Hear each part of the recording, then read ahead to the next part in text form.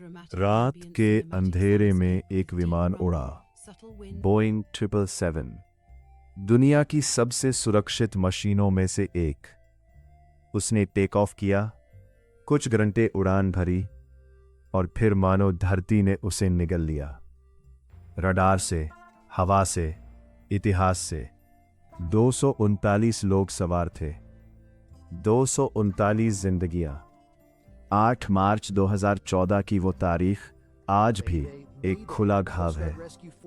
दुनिया की सबसे बड़ी तलाश के बाद भी, 10 साल से ज्यादा समय बीत जाने के बाद भी हमें नहीं पता विमान कहाँ गिरा, कैसे गिरा और एक पूरा विमान धरती से कैसे गायब हो सकता है। MH370 ये सिर्फ एक फ्लाइट नंबर नहीं है, ये पहेली है, एक ऐसा रहस्य जिसने सैटेलाइट, सोनार और सैकड़ों करोड़ डॉलर को शर्मसार कर दिया। आइए उस रात को फिर से जीते हैं। कुआलालंपुर एयरपोर्ट, रात के 12:41 बज रहे थे। फ्लाइट MH370 बीजिंग के लिए रवाना हुई। उसमें 227 यात्री सवार थे, जिनमें 5 बच्चे थे और 12 चालक दल के सदस्य। हर यात्री के पास एक कहानी थी।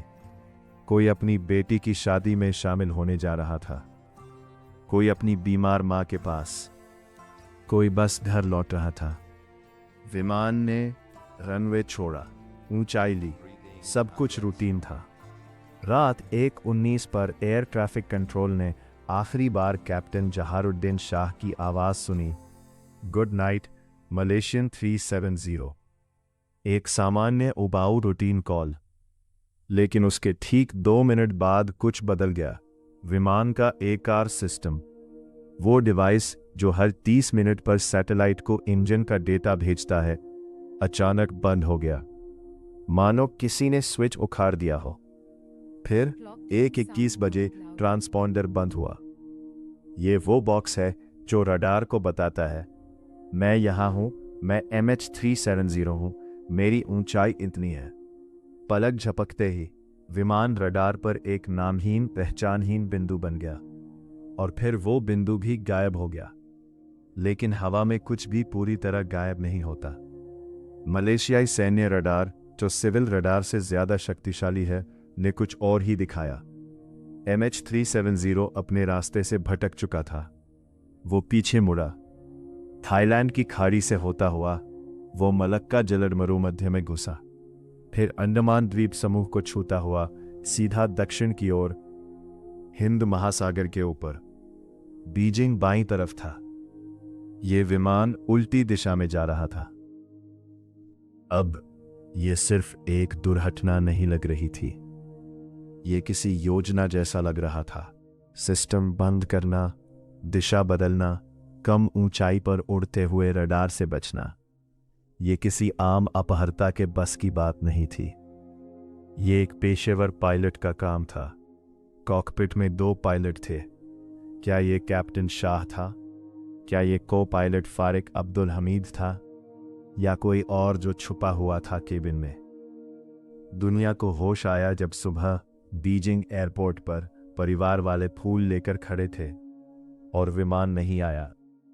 टेलीविजन पर ब्रेकिंग न्यूज आई, MH370 मिसिंग। शुरू में लगा कि शायद तकनीकी खराबी है, लेकिन घंटे बीतते गए, फिर दिन, फिर हफ्ते। कोई संपर्क नहीं, कोई इमरजेंसी बीकन नहीं, कोई मदद की पुकार नहीं। फिर शुरू हुई इतिहास की सबसे बड़ी और सबसे महंगी खोज। 26 देशों की नौसेनाएं, अत्याधुनिक सोनार, ड्रोन, सैटेलाइट, अरबों डॉलर खर्च हुए। हिंद महासागर के लाखों वर्ग किलोमीटर को बारीकी से छाना गया। समुद्र की 6000 मीटर गहराई तक स्कैन किया गया, लेकिन कोई विमान नहीं मिला, कोई ब्लैक बॉक्स नहीं, कोई शव नहीं, कोई ईंधन का धब्बा नहीं। 2 साल बाद 2015 में पहला सुराग मिला। रियूनियन द्वीप के किनारे एक टुकड़ा बहकर आया, एक फ्लैपरॉन, विंग का वो हिस्सा। जांच में पुष्टि हुई ये MH370 का था। फिर तंजानिया, मॉरिशस, साउथ अफ्रीका। और टुकड़े मिले, एक इंजन कवर, केबिन का दरवाज़ा, यात्रियों के सामान के टुकड़े, लेकिन विमान का मुख्य ढांचा कहीं नहीं मिला। ब्लैक बॉक्स गायब था, कॉकपिट गायब था, 229 शव गायब थे। तो आखिर क्या हुआ था उस रात? एक थ्योरी, विमान में आग लग गई, कार्गो में कोई खतरनाक सामग्री। आग बढ़ी, ऑक्सीजन खत्म हुई, चालक दल बेहोश हो गया। विमान ऑटो पायलट पर तब तक उड़ता रहा जब तक ईंधन नहीं बचा, फिर समुद्र में गिरा। लेकिन यह थ्योरी नहीं बताती ACARS और ट्रांसपॉन्डर को किसने बंद किया। आग से अपने आप नहीं बंद होते ये सिस्टम। दूसरी थ्योरी, अपहरण, लेकिन किसी गिरोह ने जिम्मेदारी नहीं ली, कोई फिरौती नहीं मांगी गई, कोई राजनीतिक एजेंडा सामने नहीं आया।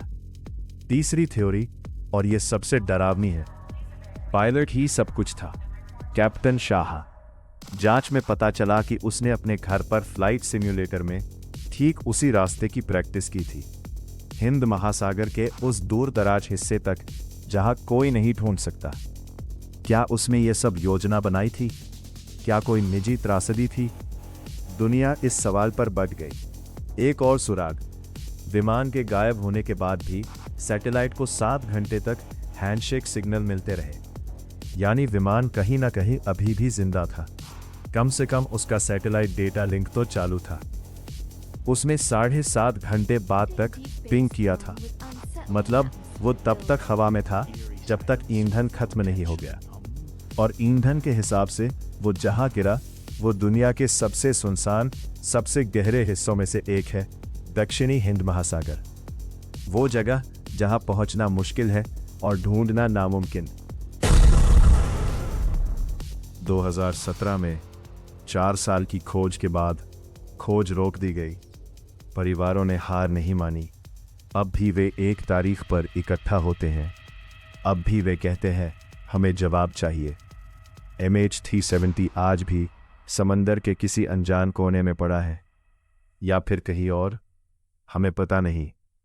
हो सकता है वो कभी मिले ही नहीं, या हो सकता है, और ये सबसे अंधेरा सच हो, कि हमने उसे ढूंढना इसलिए बंद कर दिया क्योंकि असली जवाब हमें झेलने से भी ज्यादा डरावना है। ये कोई दुर्घटना नहीं है, ये एक खुली कब्र है, 239 सवालों वाली कब्र। जब तक वो नहीं मिलती, हर 8 मार्च को कोई न कोई आसमान की तरफ देखकर सोचेगा, उस रात उस मुड़े हुए विमान में आखिरी सांस लेते हुए किसी ने क्या सोचा होगा? क्या उन्हें पता चला था कि वे कभी घर नहीं लौटेंगे? और सबसे बड़ा सवाल, क्या उनकी आखिरी बात कोई सुन पाया? Good night Malaysian 370। वो गुड नाइट कभी सुबह में नहीं बदली, शायद कभी नहीं बदलेगी।